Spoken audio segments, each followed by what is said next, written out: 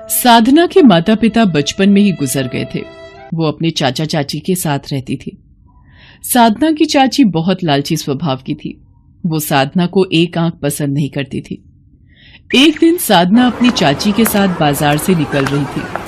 तभी वहां के बदमाश जग्गा ने उनका रास्ता रोक लिया और साधना पर बुरी नजर डालने लगा। ओए होए, क्या अदा है? जरा हम पर भी मेहरबान हो जाओ साधना रानी। चाची, ये जग्गा मुझे फिर से परेशान कर रहा है। जग्गा दादा, बच्ची है, थोड़ा प्यार से बात किया करो। घर आओ, चाय पानी पियो, फिर आराम से बात करेंगे। अभी हम चलते हैं। चाची, आप उस गुंडे से इतने प्यार से बात क्यों कर रही थी? प्यार से बात ना करती तो क्या लड़ाई करती? अरे वो शहर का गुंडा है, उससे पंगा लेने का मतलब है अपनी मौत को दावत देना। और तू भी ध्यान से सुन ले, घर जाकर ये बात अपने चाचा को बिल्कुल भी मत बताना। अरे भाई, गुंडों से बना कर रखनी पड़ती है, शहर में अपना रौब रहता है। साधना की चाची के मन में न जाने क्या चल रहा था। वो जग्गा दादा से बिल्कुल भी पंगा नहीं लेती थी, बल्कि उसे और बढ़ावा देती थी। साधना के चाचा को कुछ दिनों के लिए काम से बाहर जाना पड़ा। मौका देखकर साधना की चाची ने जग्गा को घर आने का न्योता दे दिया। अरे आओ जग्गा दादा, आओ, देखो आज साधना ने अपने हाथों से पूरी पकवान बनाए हैं। चाची ने इस गुंडे को घर बुला लिया। अगर चाचा घर पर होते तो वो कभी भी इस गुंडे को घर में ना घुसने देते। अरे भाई, जिसने बनाया है उसे बुला तो लो, हैं? अपने हाथों से ही मुझे खिला देगी। जग्गा दादा, मजाक करने में भी आप नंबर 1 हो। मैं साधना को अभी बुलाती हूँ। साधना की चाची जबरदस्ती साधना को जग्गा के सामने खड़ा करती है और साधना मन मार कर जग्गा को खाना परोसती है। जग्गा खाना खाकर चला जाता है। साधना अपने कमरे में जाकर फूट फूट कर रोने लगती है। साधना के चाचा को गए 2 दिन बीत गए थे। एक दिन साधना देखती है उसकी चाची ने जग्गा को घर पर बुलाया है और वो जग्गा से कुछ बात कर रही है। जग्गा दादा, चिंता मत करो, साधना के चाचा भी 2 दिन बाद आएंगे। तुम कल ही साधना को उठाकर ले जाओ और याद रहे, ये नोटों की गड्डी देना मत भूलना। उसके बाद तुम साधना का जो मर्जी करो, उसे प्यार करो या उसे बेचो, मुझे तो बस पूरे पैसे चाहिए। ठीक है, मैं कल अपने आदमियों के साथ आऊंगा और इसको पकड़कर यहाँ से दूर ले जाऊंगा। साधना अपनी चाची और जग्गा दादा की बातों को सुनकर घबरा जाती है और वहां से भाग जाती है। साधना के पास थोड़े बहुत पैसे थे जिनसे वो टिकट लेकर एक बस में बैठ जाती है। वो बस शिमला की थी। साधना शिमला पहुंच जाती है। साधना के पास पैसे खत्म हो गए थे। वो इधर उधर भटक रही थी। शिमला जैसे हिल स्टेशन पर साधना बिल्कुल अकेली थी। साधना एक पहाड़ी के रास्ते सड़क पर चल रही थी। अचानक उसकी नजर एक मोमोज की दुकान पर पड़ती है। साधना वहां पहुंचती है और बेहोश हो जाती है। अरे, ये लड़की कौन है? ये तो बेहोश हो गई। इसे दुकान के अंदर लिटा देते हैं। बुजुर्ग व्यक्ति और उसकी पत्नी साधना को दुकान के अंदर ही लिटा देते हैं। कुछ देर बाद साधना को होश आता है और वो अपने बारे में रोते हुए उस बुजुर्ग व्यक्ति और उसकी पत्नी को बताती है। वो बुजुर्ग व्यक्ति शिमला में मोमोज की दुकान चलाता था और अपनी पत्नी के साथ मोमोज बनाकर बेचता था। साधना अपने बारे में बताते हुए रो पड़ती है। रो मत बेटा, जिसका कोई नहीं होता उसका ईश्वर होता है। तुम्हें अब वापस अपने घर जाने की कोई जरूरत नहीं है। तुम हमारे साथ ही रहो, हम तुम्हें अपनी बेटी बनाकर रखेंगे। आपका बहुत बहुत शुक्रिया। आप दोनों ने मेरी इतनी मदद की। एक मेरी चाची जिन्होंने मुझे उस बदमाश के हाथों बेचना चाहा। बाबा, मैं कैसे अपना दुख भूलूंगी। बेटी, वक्त सारे जख्म भर देता है। हमारा भी बेटा बहू के साथ हमें छोड़कर चला गया। हम दोनों बूढ़े पत्नी पत्नी भी हिम्मत हार चुके थे। शिमला जैसे हिल स्टेशन पर हम बिल्कुल अकेले थे। फिर हम दोनों ने ये मोमोज बनाकर बेचने का काम शुरू किया। फिर धीरे धीरे हिम्मत आ गई और हमने एक दूसरे के सहारे जीना सीख लिया। बाबा, मैं भी आपकी मोमोज बनाने के काम में मदद करूंगी। आप मुझे मोमोज बनाना सिखाएंगे ना? हाँ बेटी, मैं तुम्हें मोमोज बनाने जरूर सिखाऊंगा। साधना उन बुजुर्ग पति पत्नी से मोमोज बनाना सीख गई थी। अब वो भी उन्हीं की तरह अच्छे मोमोज बना लेती थी और वो उनकी सहायता भी करती थी। धीरे धीरे वक्त बीतता है। साधना को उन पति पत्नी के पास रहते हुए 1 साल बीत जाता है। साधना ने मोमोज की दुकान पूरी तरह से संभाल ली थी। अब तो उन बुजुर्ग पति पत्नी को भी दुकान की कोई चिंता नहीं रहती थी। साधना ने अपना पिछला सारा दुख भुलाकर अब अपने नए जीवन पर ध्यान देना शुरू कर दिया था।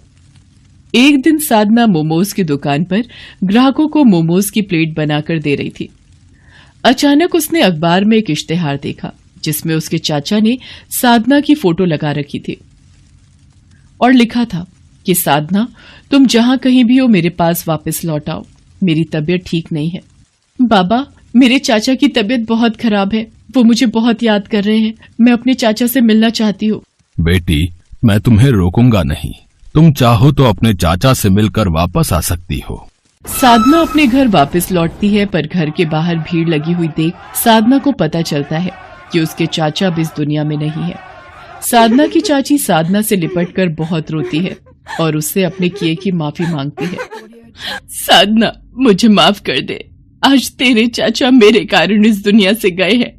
तेरे चाचा को पता चल गया था कि मैं तुझे जग्गा दादा के हाथों बेचना चाहती थी। तेरे चाचा ने जग्गा को पुलिस के हवाले कर दिया, पर वो तेरी याद में दिन पर दिन बीमार होते चले गए। आज तेरे चाचा मेरे कारण इस दुनिया को छोड़कर गए हैं। मैं ही लालची थी जो पाप करने चली थी।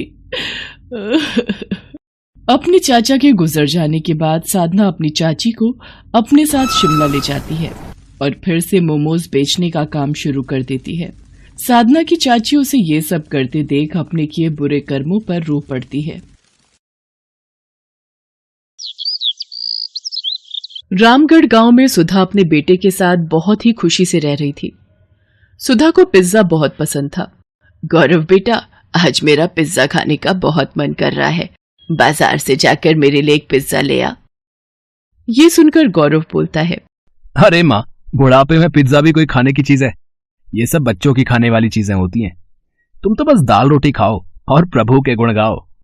अरे मन तो मन होता है, बुढ़िया हो गई तो क्या हुआ, बूढ़े लोगों का मन नहीं होता क्या? अच्छा ठीक है, ले आऊंगा पिज्जा तुम्हारे लिए। तुम तो गुस्सा हो गई, मैं तो बस मजाक कर रहा था। गौरव अपनी माँ के लिए पिज्जा लेने चला जाता है। कुछ देर बाद गौरव पिज्जा लेकर आता है और दोनों मिलकर मजे से पिज्जा खाते हैं। एक दिन गौरव अपने ऑफिस से घर आ रहा था, तभी रास्ते में उसे एक पिज्जा की शॉप दिखती है और वो सोचता है, आज माँ के लिए पिज्जा ले जाता हूँ, इसे देखकर वो बहुत खुश हो जाएंगी। इतना सोचने के बाद गौरव पिज्जा लेने चला जाता है और पिज्जा लेकर घर की तरफ निकल पड़ता है। तभी रास्ते में एक कार से उसका एक्सीडेंट हो जाता है। बहुत देर हो जाने पर जब गौरव घर नहीं पहुंचता तो उसकी माँ चिंता में उसे फोन लगाती है, पर गौरव का फोन नहीं लगता। कुछ समय बाद सुधा को एक अनजान नंबर से फोन आता है और गौरव के मरने की खबर मिलती है। ये खबर सुनते ही सुधा के पैरों तले जमीन खिसक जाती है और वो फूट फूट कर रोने लगी और कहती है, हे भगवान, ये अचानक क्या हो गया? मेरे बुढ़ापे का इकलौता सहारा मेरा बेटा ही था, वो भी तूने छीन लिया। अब मैं किसके सहारे जिंदा रहूंगी? उसकी यह हालत देख पड़ोसियों से सांत्वना देकर चले जाते हैं। सुधा अपने बेटे की चिता को जला देती है। अब वो बिल्कुल अकेली हो जाती है। वो गौरव की बातों को याद करके रोती रहती थी। बेटे के मर जाने के बाद सुधा के घर की हालत बिगड़ने लगी थी। उसके पास खाने के लिए कुछ नहीं बचा था। वो खाने के लिए पड़ोसियों के घर मांगने जाती है और बोलती है, बेटा मुझे कुछ खाने को दे दो, बहुत भूख लग रही है। अरे अम्मा, मैं तुम्हें खाना खाने को जरूर दे देती, पर अभी तो मेरे घर में खाना खत्म हो गया है, सबने खाना खा लिया। इतना कहकर वो औरत अपने घर का दरवाजा बंद कर देती है। कोई उसे खाने को नहीं देता, सभी बहाना बनाकर उसे वापस भेज देते। अपनी ऐसी हालत देख वो सोचती है, अगर मेरा बेटा आज जिंदा होता तो मेरी ये हालत कभी नहीं होती। वो सबकी मदद किया करता था, पर आज सब भूल गए हैं कि मेरे बेटे ने एक समय पर उनकी मदद की थी।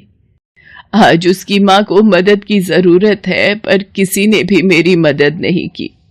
तभी वहां से एक औरत गुजरती है और सुधा को यूं रोता देख पूछती है, क्या हुआ बहन, तुम रो क्यों रही हो? सुधा रोते रोते उस औरत को अपना सारा दुख बताती है। क्या बताऊं बहन, मेरे बेटे के मरने के बाद मुझ बेसहारा का इस दुनिया में अब कोई नहीं है। अकेले मैं इस दुनिया में कैसे जीऊंगी? मेरे पास खाने के लिए पैसे नहीं हैं। सुधा की कहानी सुनने के बाद वो औरत सुधा से कहती है, ऐसे हिम्मत हारने से कुछ नहीं होगा। खाने के लिए कमाई का कोई जरिया ढूंढना ही पड़ेगा। आजकल तो खाने पीने की इतनी सारी चीजें आ गई हैं और उन्हें बनाना भी आसान हो गया है। जो भी तुम्हें पसंद हो, जो भी तुम्हें आता हो, उसे बनाकर बेचने लगो। इतना बोलकर वो औरत वहां से चली जाती है। सुधा अब सोचती है कि वो ऐसा क्या काम करे। अचानक उसे पिज्जा का ख्याल आता है और वो बोलती है, क्यों ना मैं पिज्जा बनाकर बेचूं, इससे कुछ पैसे भी घर में आ जाएंगे। सुधा के पास अपने कुछ जेवर रखे होते हैं। उन्हें बेचकर वो अपने घर के आगे पिज्जा का एक छोटा सा ठेला खोलती है और पिज्जा बनाकर बेचने लगती है। धीरे धीरे उसका बनाया पिज्जा पूरे गांव में मशहूर हो जाता है और सुधा अब एक बड़ी दुकान खोल लेती है। धीरे धीरे उसकी दुकान बढ़िया चलने लगती है और वो अमीर बन जाती है। एक दिन उसकी दुकान पर एक छोटा बच्चा आता है और उससे खाना मांगता है। अम्मा, मुझे कुछ खाने को मिलेगा क्या? मैं बहुत भूखा हूँ, मुझे भूख लग रही है। बेटा, तुम्हारे माता पिता कहाँ हैं? तुम अकेले दुकान में क्यों घूम रहे हो? अम्मा, मेरा नाम मोहन है, मैं एक अनाथ बच्चा हूँ। मेरे माता पिता अब इस दुनिया में नहीं है। हाँ हाँ, जरूर खाने को मिलेगा। तुम जो खाना चाहो वो खा सकते हो। तुम चिंता मत करो, आज से तुम्हारा ख्याल मैं रखूंगी। ये कहकर सुधा मोहन को गले लगा लेती है और अपने साथ अपने घर ले जाती है। उसे उस बच्चे में अपना बेटा मोहन दिखता है। वो उसका ख्याल अच्छी तरह रखती है, उसे स्कूल भेजती है और उसे पाल पोस कर बड़ा करती है।